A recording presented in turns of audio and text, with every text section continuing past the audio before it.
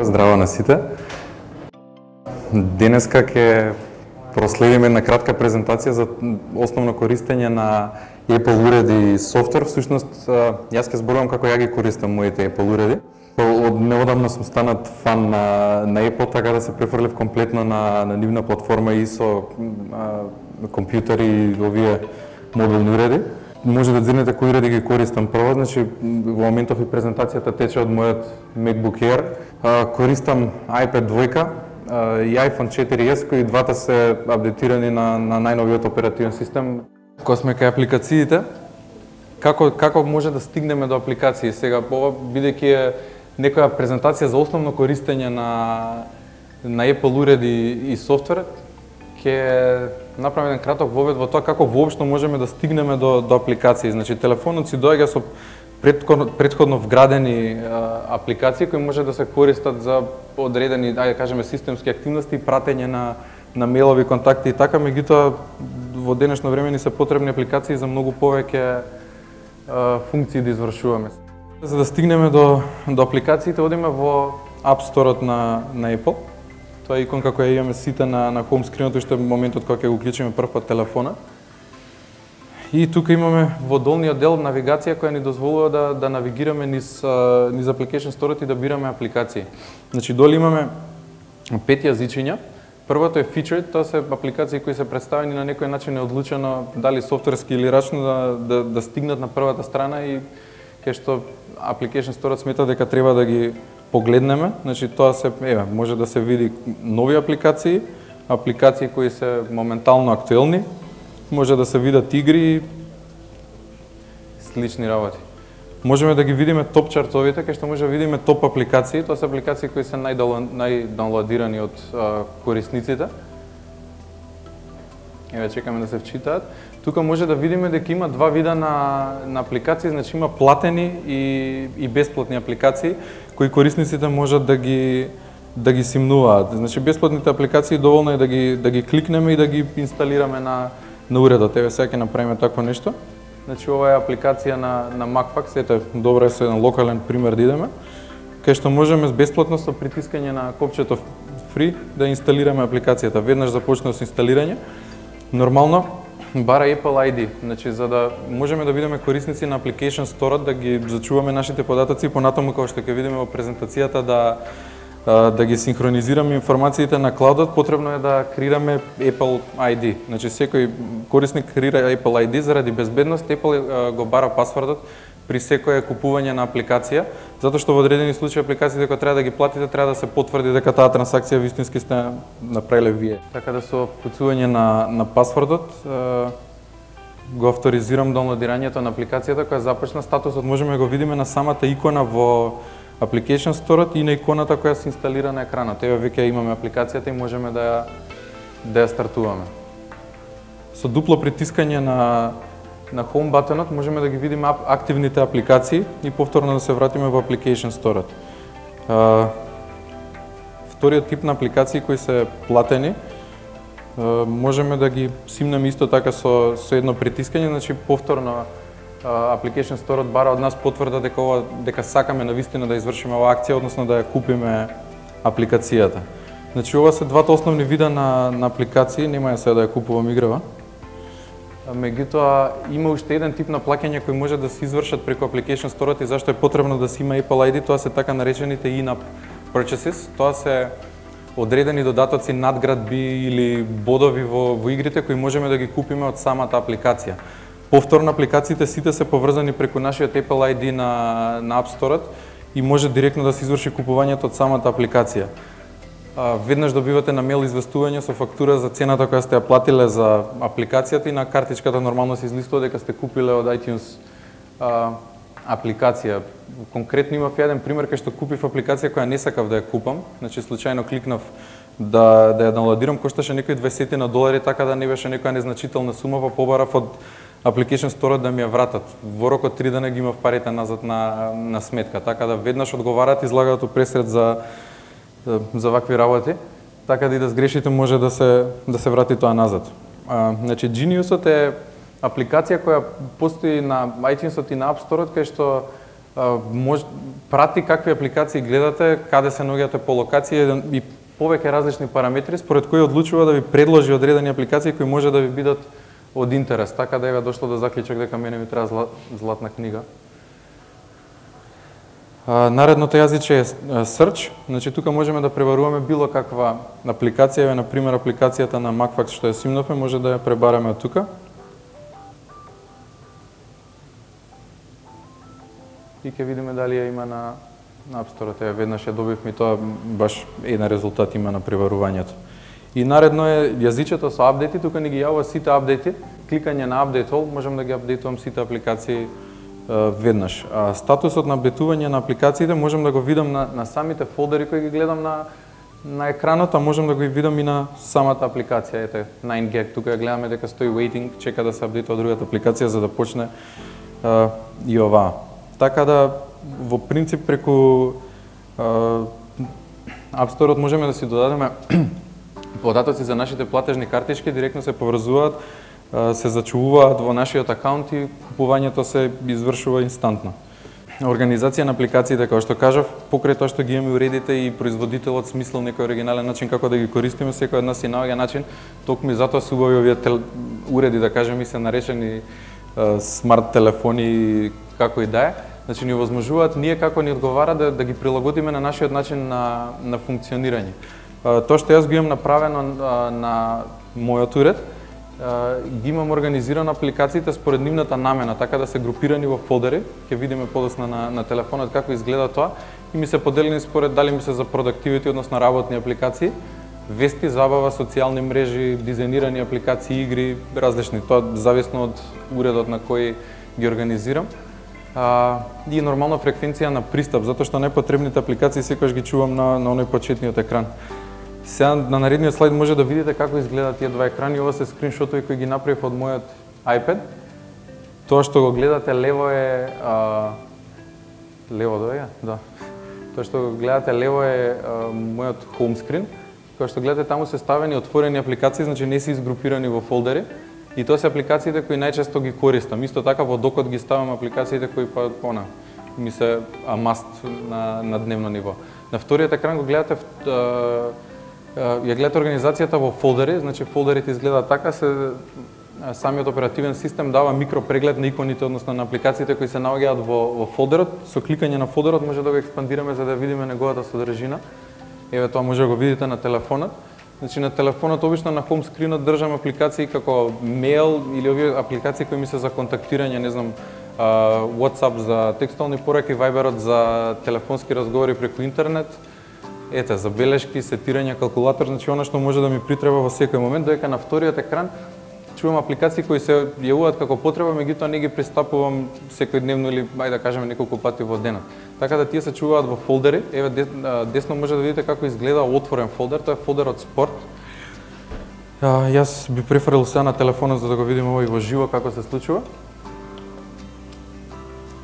Значи, еве го фолдерот спорт кој го видовме и претходно на скриншотот. Значи, во него имам ставено неколку апликации кои се користат за спорт. Ете, може да видиме апликација за гњурење, висиномер, апликација за трчање и нека фитнес апликација. Тоа што е добро е што оперативниот систем iOS-от е така осмислен да кога се формираат овие фолдери сам дава предлози за имињата на фолдерите според намената на апликацијата. Ја ќе пробам да изгрупирам тука некоја апликација за да видиме како ќе изгледа. Еве ќе извадам ArtMatch и ќе изгрупирам со Macfax. Значи еве, на база на тоа дека ја ставив ArtMatch апликацијата, веројатно Macfax и не ја препознава, ми направи група на апликации која се вика Lifestyle. Доброто тука е што можам да го сменам ово име ако не ми се допаѓа, да го избришам и да ставам било какво име. Еве, на пример, разно. Со кликање на Home копчето престануваат да вибрираат иконите и еве ги, веќе се групирани во фолдер за да може лесно да се пристапува до нив. Значи, како што кажав, home screenот, односно првиот екран на сите уреди, јас го користам за да можам брзо да пристапам до апликациите кои ми се најпотребни. Меѓутоа има и неколку други начини како можеме да пристапуваме до сите информации кои се наоѓаат на нашиот уред, без разлика дали е тоа лаптоп, компјутер или мобилен уред. Налево од хоум скринот, исто и на iPad-от, додека на десктоп оперативниот систем се наоѓа во горниот десен агол со кликање на иконката на лупата. Као што гледате тука е искуцан search во двата, тоа е пример лево на мојот телефон кај што имам вкуцано Андрија и ми дава резултати од именикот, значи ги наоѓа моите контакт податоци, го наоѓа мојот мејл, нормално наоѓа Андријана затоа што се содржи во незиното име тој стринг и некоја забелешка која сум ја фаќал и нормално список за свадба. Така да истиот таков search го имам направено на мојот лаптоп. Имам побарано форвард, тоа е името на мојата компанија, така да ми ги дава сите резултати кои што може да видите. Дава горе топ хитс, тоа се предлози кои мисли дека се најсоодветни. Понатаму пребарува документи, фолдери, пораки, контакти, апликации и сите други резултати ги враќа во оваа листа за да можеме брзо да пристапиме до нив. Значи, тоа би изгледало некако вака, да видите лайв колку изгледа тоа брзо. Значи, еве го пребарувањето што е представено во презентацијата, ги добиваме резултатите и од тука директно може да се пристапи до било кој од овие документи.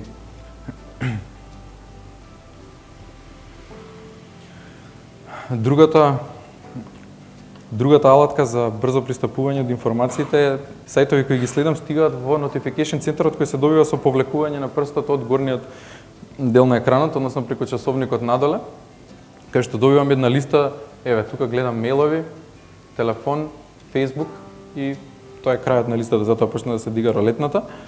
Од тука можам директно да испратам Twitter порака или да си го променам статусот на Facebook. Со најновиот апдейт на iOS-от, на оперативниот систем, односно со верзија 6, се доби целосна интеграција на социјалните мрежи во интерфејсот на мобилните уреди, така да сега многу брзо можам да ги променувам овие податоци, да шерувам слики и така натаму. Дополнително можам да видам и временска прогноза.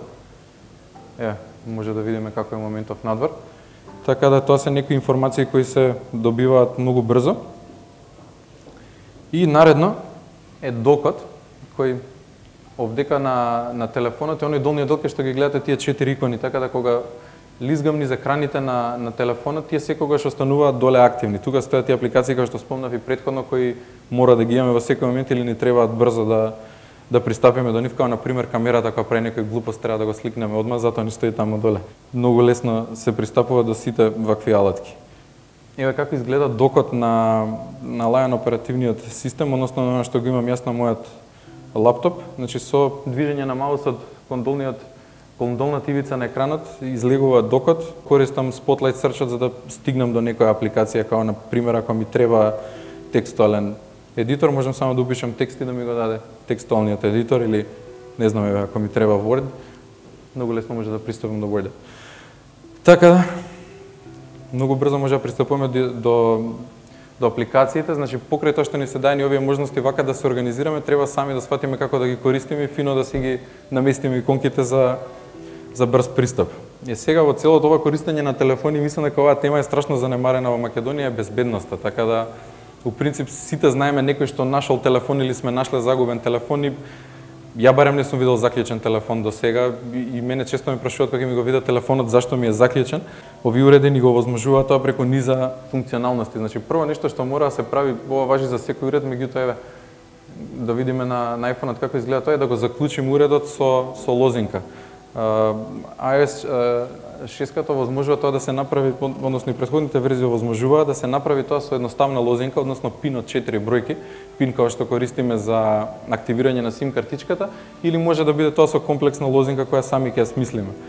Дополнително, за да ја направи целава работа посигурна, оперативниот систем дозволува да на 10 утнати лозинки се избришат сите податоци кои се наоѓаат на самиот уред. Така да во случај да го изгубиме, некој пробува да ја погоди лозинката со внесување на датум и роден ден и тоа затоа што може да е човек кој не познава, по 10 обиди да се избришат сите податоци на телефонот. За среќа има начин како да си ги чуваме сите податоци од телефонот во секој момент синхронизирани со нашиот акаунт, ама тоа ќе го видиме подоцна, така да бришењето на податоци не е страшно и баш е за наша придобивка во целото ова. Така да Значи го гледаме лок скринот на iPhone-от, со повлекување излегуваат нумеричката статура во која можеме да внесеме лозинката и веднаш се отклучува и пристапуваме до апликациите. Значи според мене ова е нешто што е основно што мора да го направиме, посебно на ваков уред кој е поврзан на сите наши сметки. Ако е украден или без разлика, ако било кој се обиде да го вклучи, ќе можеме веднаш да стигнеме до неговата локација, затоа се користи оваа апликација Find iPhone, која имаме во форма на апликација и на самиот телефон или било кој друг уред и исто можеме да пристапиме на неа преку iCloud, односно нашата онлайн сметка на iCloud. Ова е скриншот кој го направив јас денеска, кај што ги наоѓам моите два уреда. Сега може да го направиме тоа тука во real time. Значи се што треба да направам е да пристапам на мојата iCloud сметка. Значи за да се најавам на iCloud сметката треба да го внесам моето корисничко име. Тоа во мојот случај е мојата имейл адреса и мојата лозинка. Тоа е истата онаа лозинка што пред малку ја искористив за да ја симнам апликацијата од Application Store, така да може да видите дека таа се користи за пристап до сите сервиси кои се поврзани со користењето на овие уреди. Така, сега имам пристап до сите опции на iCloud-от, конкретно збориме за наоѓање на мојот телефон. Ако пристапам до апликацијата Find My iPhone, ќе се вчита мапа на која ќе го лоцира мојот уред. Во моментов двата уреди ми се вклучени и најавени на мрежа, така да може да видиме каде се наоѓаат. Значи ова, еве ги двата уреди се рефрешува, така да точно можеме да видиме каде се наоѓаат. Дополнително можеме да направиме и низа други активности со овие уреди од тука, значи можеме да пратиме звучен сигнал. Ова е многу корисно дома кога го оставиш под тебе телефонот за да го најдеш, така да увек го користам. И друга работа е можеме ремоут да ги избришеме сите податоци на уредот доколку сметаме дека е украден и има можност да се злоупотреби. Еве ги, значи сега можам да пристапам до мојот телефон.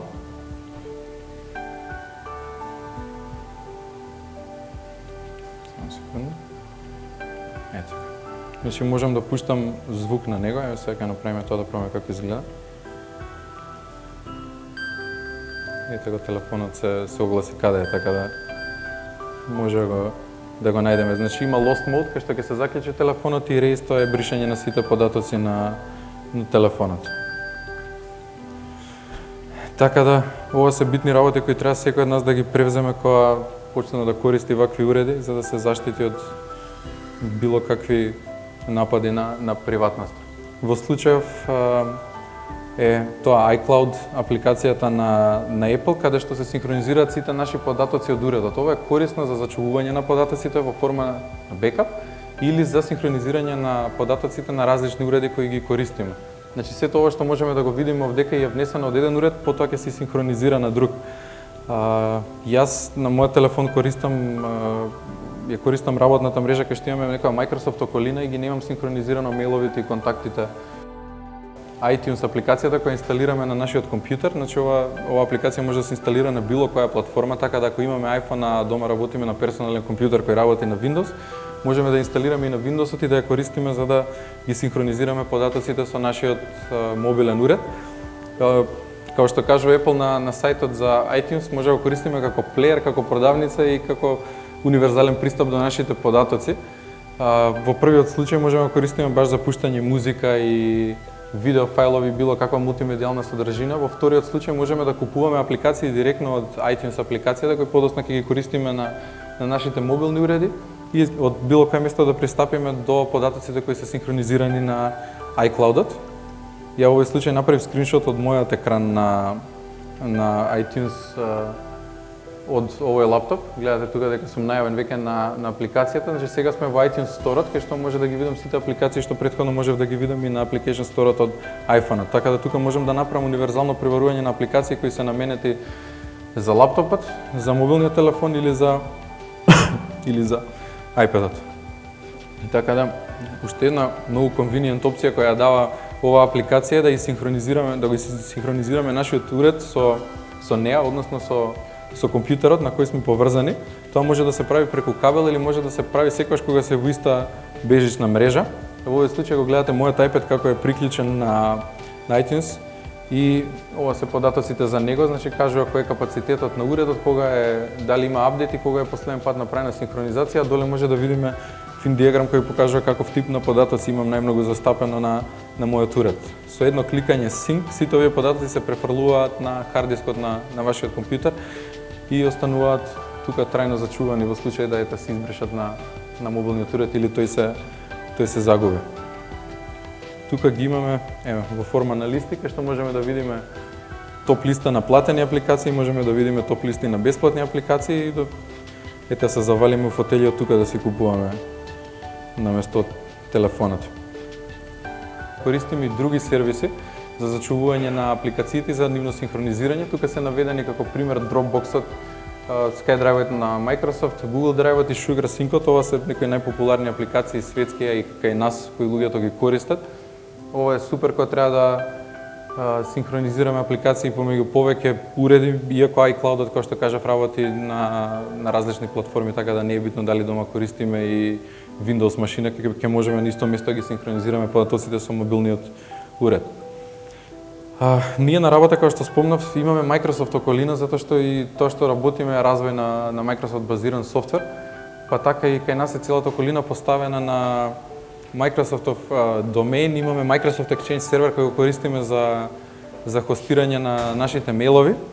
Нормално на компјутерите проверуваме мејл преку Outlook, па така и имаше потреба ја како изрод од таа фирма да го уклучам мојот iPhone на целата мрежа. За среќа тоа е супер интегрирано со iOS-от, со оперативниот систем на iPhone-от. Прелесно, тоа може да го дзирнеме веднаш и на телефонот како е поврзан со таа моја сметка.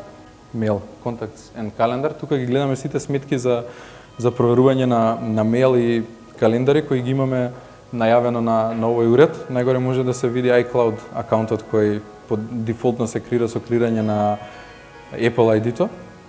Така да, наредно е Forward, тоа е Exchange акаунтот кој го имам крирано и нормално Gmail. Самиот оперативен систем има преддефинирани сетирања кои може да ги користиме за лесно ова да го поврземе. Во овој случај со лесно притискање на овие копчиња да кажувам кои од овие сервиси сакам да ги синхронизирам со Exchange серверот, така да мејлот, контактите, календарот и посетниците ми се синхронизирани, затоа и кажав дека не се синхронизирани со iCloud-от, иако може истовремено бидат синхронизирани, тоа што ги имам како бекап и на уште една локација односно на iCloud. И еве ги сетирањата за мојот акаунт, така да тоа се неколку сетирања, веднаш се поврзува телефонот и целиот се синхронизира со сите податоци, значи инстантно се полни именикот со сите контакти и сето тоа без да треба ништо друго да направиме. Во принцип нема што нема, значи Microsoft ги има развиено сите апликации и за macOS-от. Microsoft базирана фирма, така да ги имаме лиценците за сите тие апликации. Еве тука може да го видиме Word-от кој е инсталиран на оперативниот систем на Apple, така да нема никаква разлика, дури според мене многу побаво изгледаат апликациите на овој оперативен систем, ако е поинаку користењето, меѓутоа тука сме некаде. Може да видиме дека баш е тоа тој Word кој си го знаеме, не е ништо поразлично. Во однос на оние интернети и други мрежи кои се јавуваат во последно време, банките пуштија и банкинг сервиси и тоа, си работат комплетно на оваа платформа, се повеќе апликациите се прават браузер-based, значи апликации кои ги пристапуваме преку нашите браузери. Ева како кидам ја преку терминалот. Значи имаме календар на сите настани во Lord of the Rings, така да ако за секој случај ни затреба, може да го најдеме тука. Има доста вградени календари во самиот оперативен систем, има вакви скриени зезанци кои се многу кул и баш така останува време да помине за да ги откриеме ние како корисници и да ги комуницираме после тоа. Јас ви благодарам што присуствувавте на презентацијата и се надевам дека ќе дојдете и на наредната кај што ќе се обработуваат други теми. И официјално.